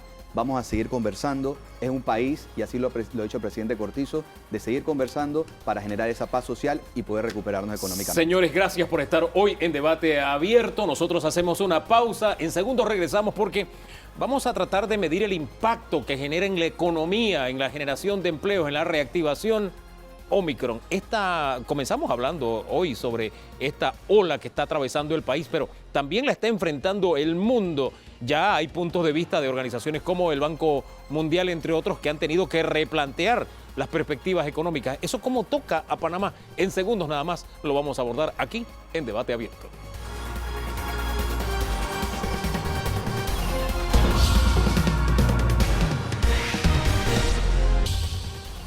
0.2 menos. Ese es el decrecimiento de la economía global según el nuevo cálculo que ha hecho el Banco Mundial, la economía global, a partir del impacto de Omicron, de esta ola de Omicron. Vamos a hacer un análisis, sí, de la economía global, pero lo vamos a enfocar en Panamá, el impacto que tendrá en Panamá esta misma ola, tanto en el crecimiento económico como en el tema generación de empleos, que es lo que más le interesa al panameño medio común. Para tal tarea nos acompaña René Quevedo, él es analista. Don René, muy buen día. Buenos días, Hugo. Buenos días, Danilo. Buenos Gracias días por la invitación. Fíjese que en el primer segmento nos decía el doctor Rebollón que si vamos al supermercado veríamos menos gente acomodando cosas, qué sé yo, que en las profesiones visibles o las tareas visibles ya vemos el impacto de Omicron en el tema empleo. Y yo le decía, no, solamente en debate abierto. Hoy tenemos un híbrido, gente que está presencial y gente que, como usted, está en remoto por la incidencia de Omicron. ¿Ya lo ha medido usted que siempre está jugando con los números? Al final, ¿cuál va a ser el impacto que Omicron va a causar en esta nuestra economía? Sí. Bueno, primero que todo, creo que es importante, este año, el 2021, la economía va a crecer debido fundamentalmente a las exportaciones de cobre y la revitalización del mercado internacional. Esto va a impactar los ingresos del canal y la zona libre, ¿ok? O sea que va a haber crecimiento. Eso no se va a manifestar antes de Omicron, tampoco se estaba manifestando en el empleo. Hay dos cosas importantes que hay que entender con respecto a la estructura laboral de la economía panameña. 70% de los empleos en Panamá son presenciales, de tal manera que las restricciones de movilidad y acceso tienen un impacto devastador sobre el empleo. Yo quisiera hacer un pequeño recuento de lo que ha pasado aquí. En el 2020, Panamá adopta las posiciones o las medidas de restricción de movilidad más severas en toda Latinoamérica y paga el precio socioeconómico más alto, que incluyó la cuarta peor contracción económica del mundo.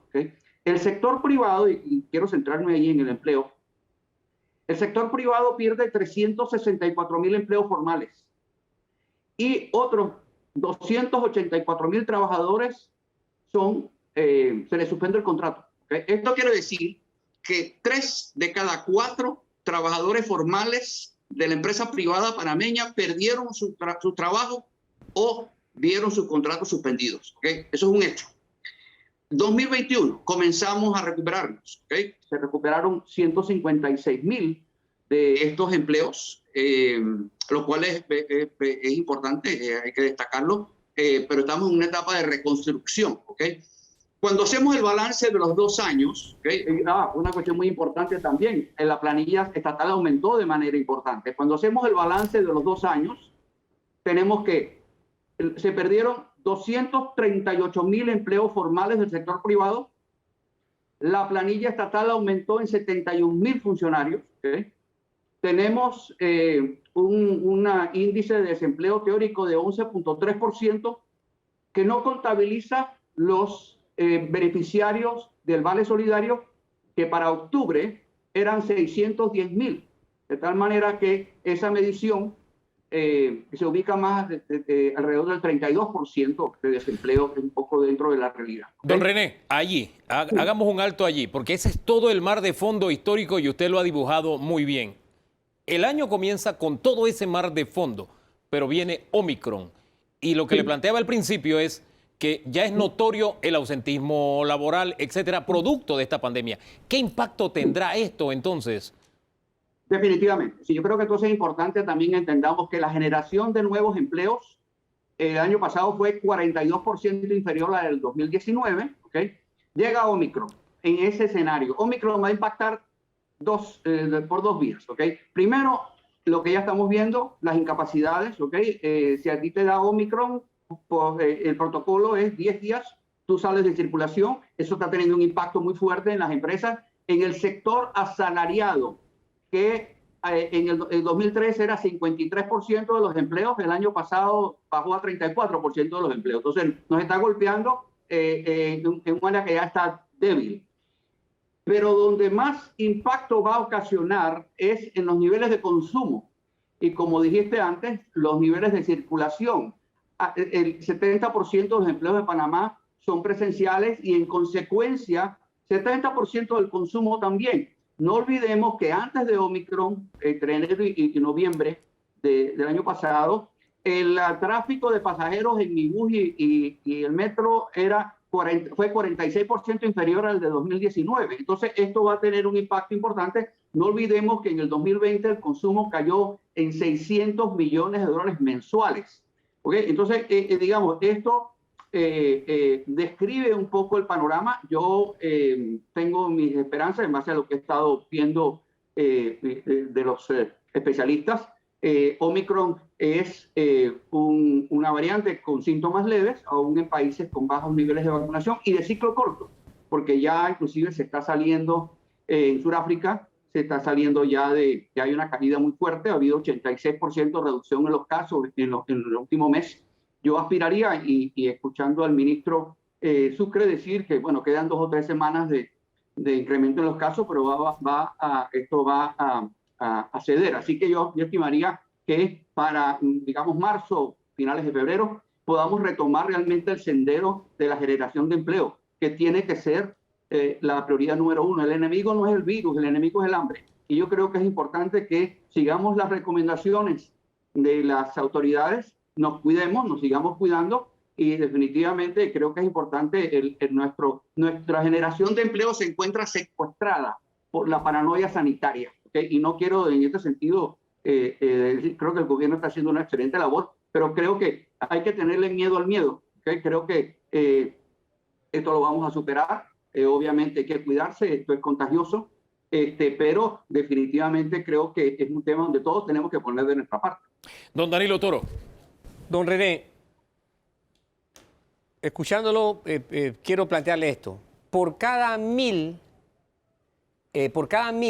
trabajadores que se vean afectados por COVID, que se contagien de COVID, se pierden 65,000 horas hombres de productividad. Así es. A eso equivale el impacto de esto. Le pregunto, ¿cree usted que este desbalance que se está produciendo y que va a ir creciendo haga que el mercado laboral recurra, convoque a mano de obra eventual, o el mercado laboral se las arreglará para sobrevivir con lo que ya tiene, contemplando el faltante que tiene? Es decir, que no va a haber demanda de eventuales en estas 5, 6 o 7 semanas que están por venir. Bueno, yo creo que es importante y creo que es interesante la pregunta. Como dije antes, el año pasado la generación de empleo estaba en estado de coma.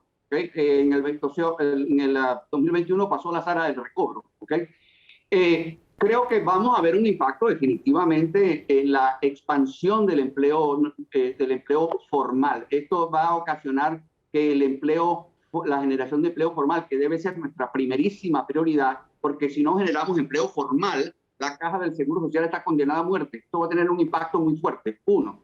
2. Sí va a generar por lo menos este nivel de incertidumbre, porque Omicron viene a agregar un elemento más de incertidumbre, va a manifestarse a través de empleo informal.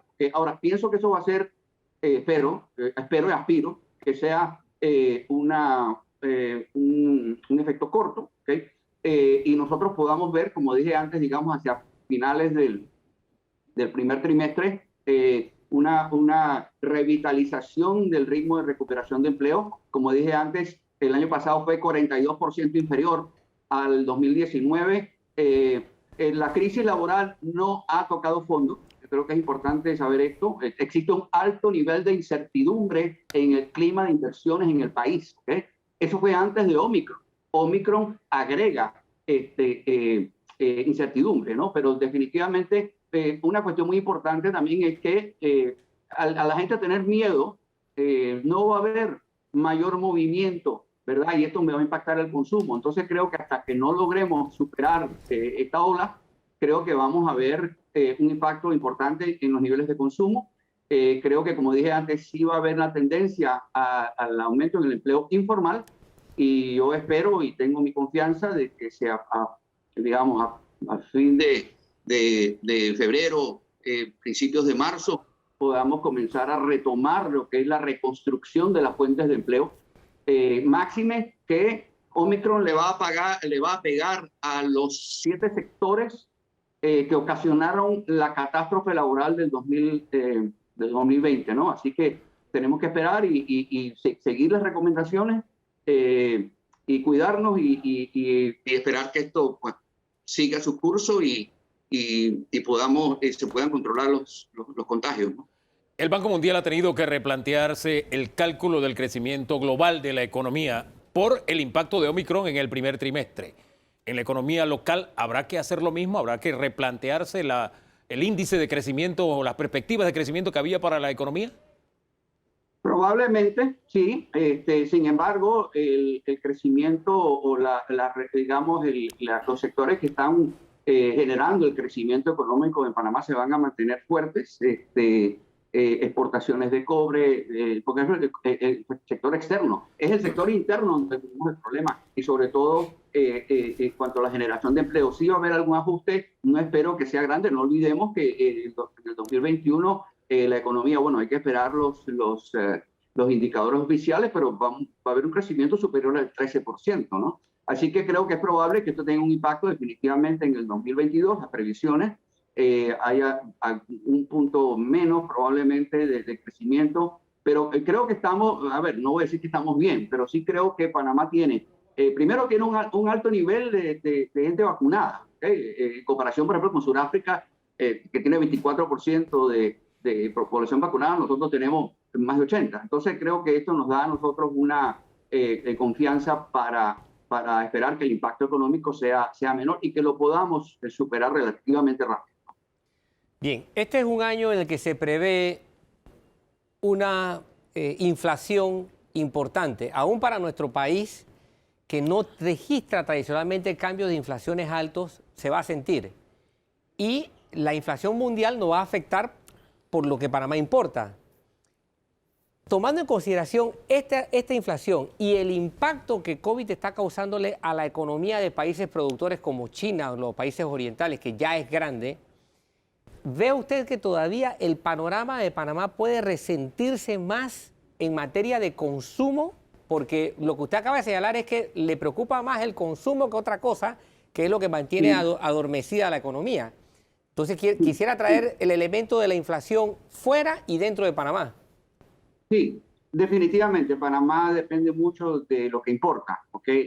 Y no olvidemos que en el 2020 el consumo cayó aproximadamente en 600 millones de dólares mensuales, concentrados, ¿okay?, en el segmento bajo de la población. 94% de los trabajadores que perdieron sus empleos ganaban menos de $750 mensuales. ¿Okay? De hecho, tenemos hoy 478,000 beneficiarios del Vale Digital. O sea que allí es donde se ha concentrado el grueso de la contracción del consumo. Efectivamente va a haber inflación, va a haber aumento en los precios, inclusive precios de artículos de primera necesidad. Eso va a ocasionar un impacto en el consumo que ya está teniendo pérdida de poder adquisitivo. Definitivamente que el impacto lo va a tener.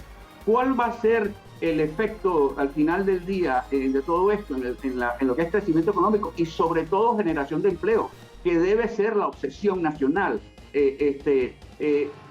Habrá que esperar un poquitico a ver, digamos, cómo nos va con Omicron y si lo podemos superar y si efectivamente a finales de marzo o a mediados de marzo ya estamos viendo más o menos el control de los contagios, ¿no? Gracias, don René. El horizonte está ahí, luego del primer trimestre. Gracias por ponerlo en perspectiva. Que tenga buen día.